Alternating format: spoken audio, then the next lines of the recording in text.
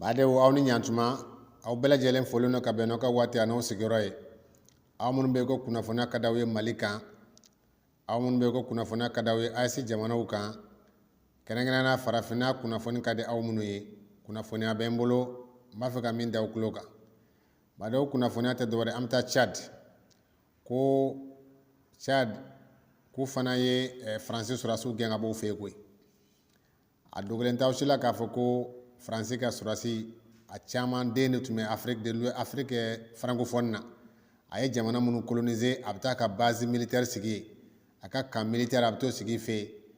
I n'a fɔ a tun bɛ Mali la yan cogo min na,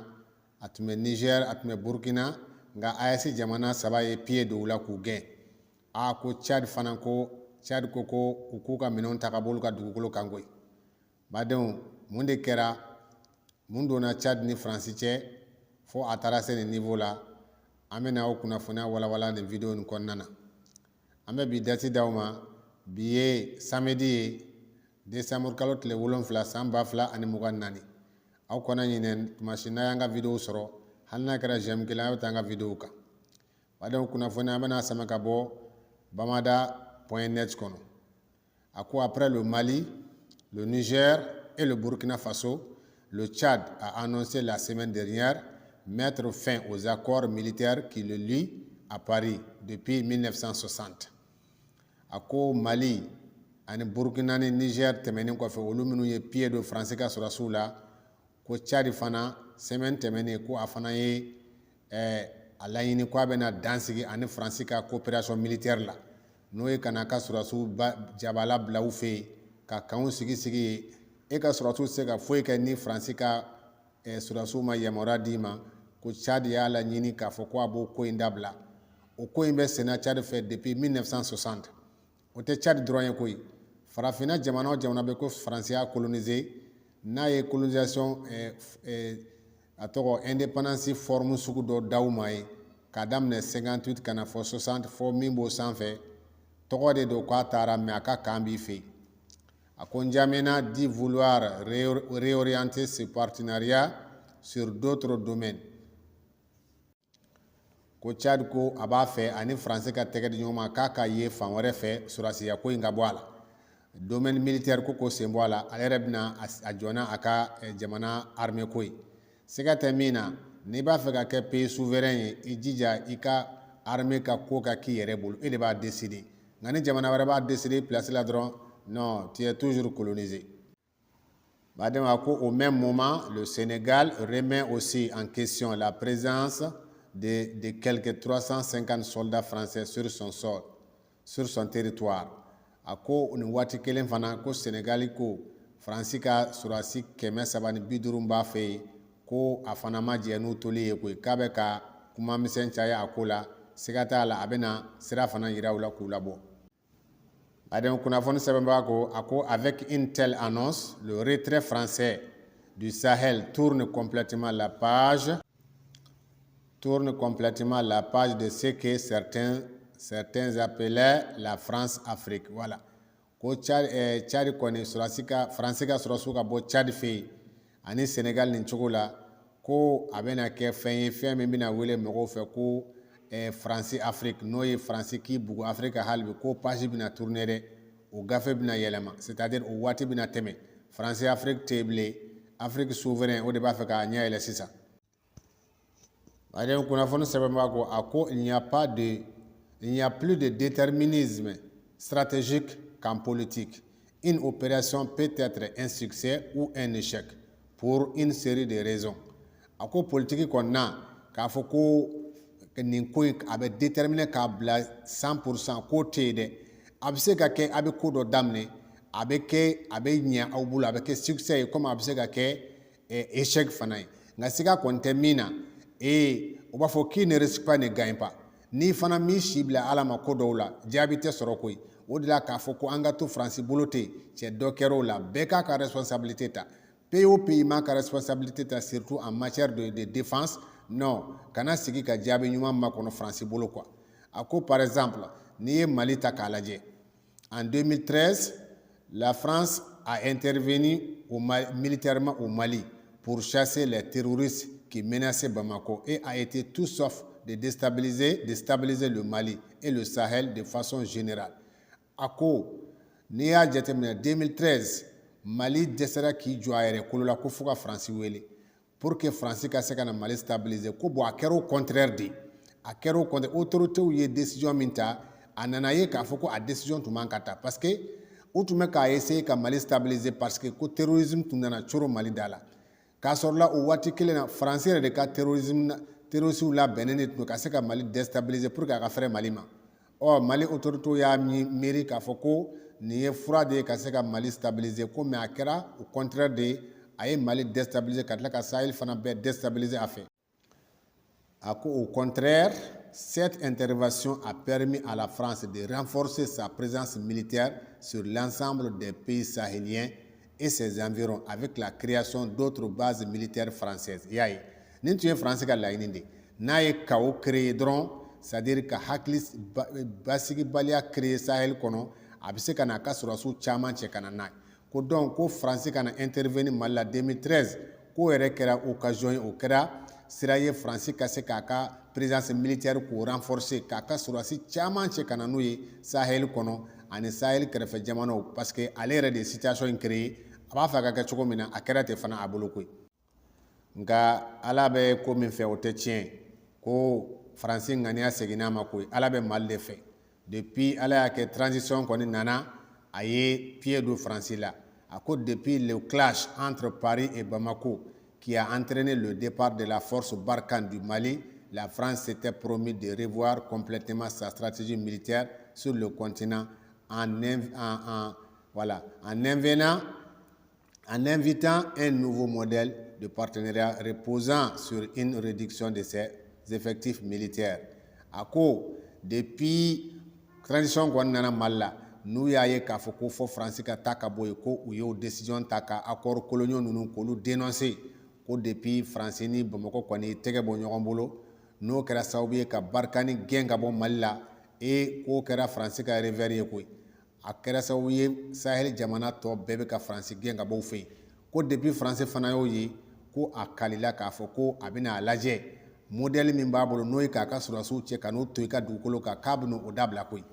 mɔgɔ m'a fɔ a ɲɛna n'a ma dabila diya la a b'a dabila goya la wallahi ko ale bɛna partenariat suguya wɛrɛ ɲini tuguni min tɛ nin ye hali n'a ye suguya wɛrɛ ɲini cɛ farafinw t'ale ka partenariat fɛ bilen ale ye surantɛrɛ de ye surantɛrɛ joli de bɛ Faransi la c'est-à-dire zɛrɛ jatigi faga de don n'a nana coro i fɛ a b'a fɔ k'a f'a k'i faga k'i tɔnɔ dun ni zɛrɛ jatigi faga y'a nɔrɔ yiri min na a b'o yiri faga ka tila ka k'o yiri yɛrɛ k'i jɔ yiri place la bon an b'a ɲini tous les pays de l'Afrique u kana na partenariat ɲini Faransi bilen hali n'a y'a ka modèle changer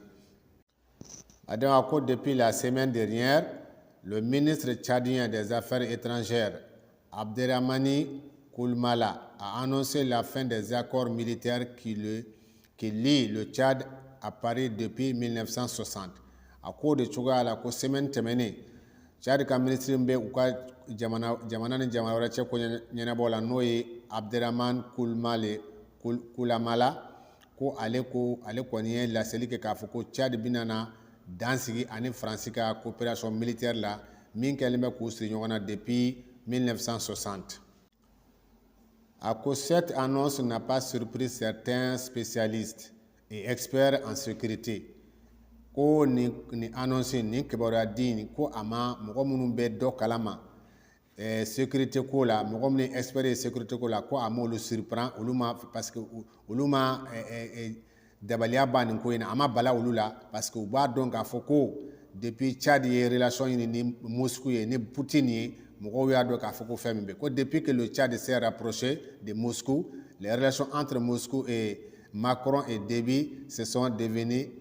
tumultueuses ko depuis Tchad kɔni y'i gɛrɛ Poutine na dɔrɔn ko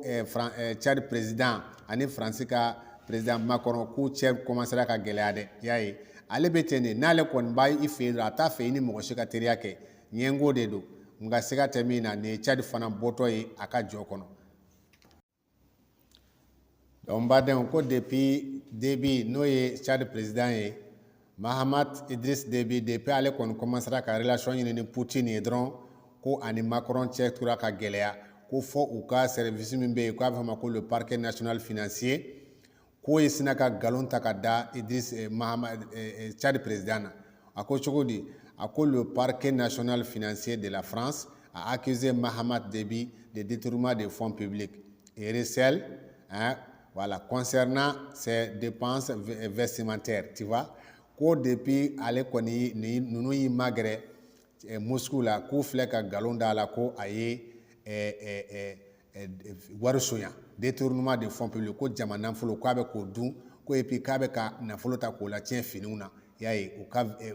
c'est-à-dire dépenses vestimentaires k'u ka fini dépenses bɛɛ u bɛ jamana kan u bɛ ka wari ta k'o la tiɲɛ finikow la o b'olu ɲɛsirala cogo di a b'a kɛ dɔrɔn de ka se ka jamanadenw su ka bila cɛ la parce que a b'a fɛ k'i gɛrɛ Moscou la parce que il veut changer vraiment la manière de gouverner de son pays a b'a fɛ k'a ka jamana maracogo changer dɛ o de ɲɛgoya b'a la a filɛ ka manamanakan fɔ ko o bɛ ka wari détourner. Donc, kunnafoni sɛbɛnbaga ko a ko en tout cas cette annonce des autorités tchadiennes a créé un véritable séisme à l'Élysée et au Quai d'Orsay. A ko Tchad ka nin kibaruya di kɔni nin kibaruya in k'a fɔ ko Faransi k'a ka sɔrɔdasiw ta ka bɔ u fɛ yen ko a kɛra dugukolo yɛrɛ ye Faransi fɛ yen. Faransi palais la n'o ye Champs-Élysées ani u ka Quai d'Orsay n'o y'u ka faso gulomaba yɔrɔ dɔ ye ko a kɛra i b'a fɔ ko dugukolo yɛrɛ binna u kan tellement a bonyana u ma parce que c'est tout l'agenda sahélien d'Emmanuel Macron qui vient littéralement de partir en fumée. A ko parce que ko a kɛra i b'a fɔ ko Macron ye ko min na bɛn Sahel kama parce que a jigi tun bɛ Tchad de kan k'a fɔ a bɛna Tchad k'a ka base ye k'i to ye ka AES jamana saba n'o ye Mali, Burkina, Niger k'olu déstabiliser. Donc Tchad fana filɛ k'i tɛgɛ b'a bolo k'a kɛla i b'a fɔ ko Macron ka ko labɛnnen bɛɛ kɛra sisi y'a bolo wallahi cɛ ala bɛ ni ŋaniya segin a ma quoi. Tant que Faransi ma segin a kɔ ka yafa ɲini africains fɛ ka tila ka dommage intérêt sara u ye colonisation ani commerce triangulaire la cɛ n b'a fɔ Faransi laban le déclin de la France a commencé wallahi Faransi bɛna jigin duguma hali n b'a fɔ ye jamana fitininw farafinna olu bɛɛ bɛna yɛlɛ a kan a tɛna mɛn. Ko donc a kɛra i b'a fɔ Macron ka ko labɛnnen bɛɛ kɛra a ka fɛɛrɛ bɛɛ tiɲɛna a bolo k'a sababuya kɛ mun ye a ko car la France a toujours considéré le Tchad comme sa place forte en Afrique y'a ye ko Faransi y'a miiri k'a fɔ ko Tchad de y'ale ka yɔrɔ de a b'i fanga don yɔrɔ min na c'est-à-dire a b'i sinsin yɔrɔ min na ka attaque kɛ dans les autres pays ko a tɛ Tchad filɛ ye dɛ mun na parce que a ka mɔgɔ min bɛ yen a ka ca mɔgɔ 1000 ye y'a ye plus de 100,000 soldats français stationnés au Tchad y'a ye ko Tchad de yɔrɔ ye a ka sɔrɔdasi 1000 ni kɔ bɛ yɔrɔ min na donc a b'a ka opération caman mené de a b'a ka fɛn caman na bɛn mais o dabilalen filɛ bravo vraiment au gouvernement tchadien bravo au président tchadien cɛ a sera yɔrɔ la mɔgɔw k'u ɲɛ yɛlɛn sa farafinw kan k'u ɲɛ yɛlɛn de trop c'est trop wallahi dɔ kɛra Faransi ta in na n b'a f'i ye nin bɛɛ c'est tout ça là c'est grâce à Assimi Goïta ala ka barika don Assimi na Assimi ka cɛkisɛya k'i tɛgɛ bɛ Faransi bolo cɛw de filɛ ka tɔ in bɛɛ bila ka Mali nɔfɛ tugun o de la Mali ye jamana min ye barika bɛ Mali la dɛ wallahi barika bɛ Mali la. A ko dans la foulée de cette annonce tchadienne le Sénégal a aussi mis en question la présence de ces 360 soldats français sur son territoire y'a ye ko Tchad kɛlen ka nin annonce in kɛ ko ko Sénégal fana y'a ye k'a fɔ ko a sera yɔrɔ min na san fana ka n tɛgɛ b'o bolo surtout avec président kura min b'olu fɛ yen an tun y'a jigiya k'a fɔ ko a tɔgɔ africanisme dɔ don y'a ye ayiwa an kɔni bɛ sigi k'a fana filɛ ko depuis nin fana kɛra dɔrɔn ko Sénégal y'a laɲini ko ale fana bɛ ani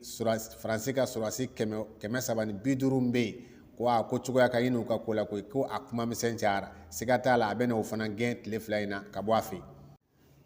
Baden kuma laban ko la ko les opposants accusent Macron de mépriser les dirigeants africains et les Français ko Faransi ka opposants n'o ye fanga sinamatɔ minnu bɛ Faransi k'u kɔni bɛ ka Macron jalaki don o don k'a fɔ ko n'i y'a ye nin nana ko parce que Macron bɛ ka Faransi farafinna